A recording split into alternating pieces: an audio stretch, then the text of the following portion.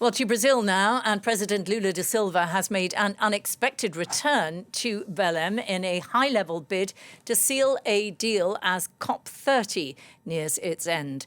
Countries at the UN climate talks there are weighing a proposed deal that seeks to bridge major differences between them on fossil fuels, finance and trade barriers as well. Well, for more on all the details to that, we are now joined by our correspondent, Tim Vickery, who's in Rio de Janeiro. Hi, Tim. Good to have you with us. What should we read into this unexpected return by Lula da Silva to COP30 to try and push things along? Well, we're in the home straight now. This is day 10 of a projected 12, although it usually runs over. These last few days belong to the politicians. They are sweating in negotiations over every paragraph, every sentence, every verb in a bid to find an agreement. And it could well be that we have developments, especially in the roadmap on the transition away from fossil fuels. Yesterday, the UK and Germany came on board with the document.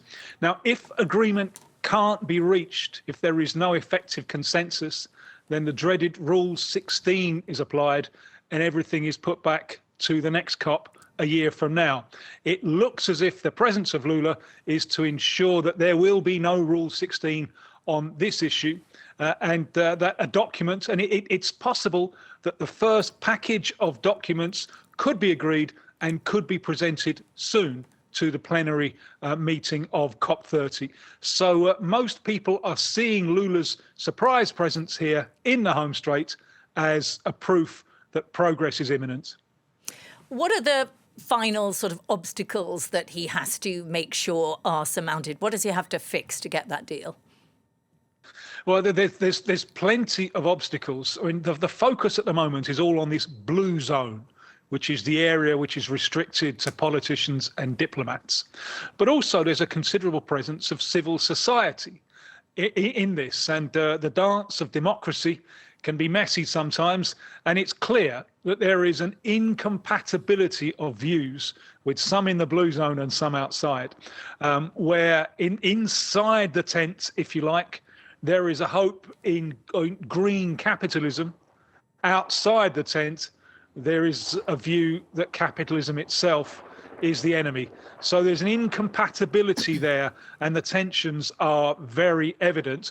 Inside the tent, there's obviously the problem of will words, even if they're agreed, lead to implementation?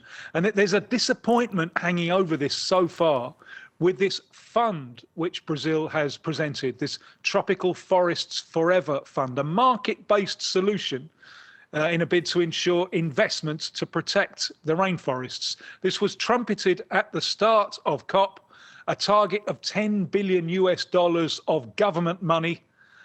At that time, they had 5.5 billion. 10 days later, they still only have 5.5 billion. No new investments, with Europe complaining that in the current conditions with the Ukraine war, it doesn't have the resources available to invest. So that's a disappointment. It's a disappointment on whether words will effectively become implementation. So far, I think we can certainly conclude that we've had 10 days that have shaken Belem. Whether we've had 10 days that will improve the planet, far too soon to say. OK, Tim, thanks for that. Tim Vickery there speaking to us from Rio de Janeiro in Brazil.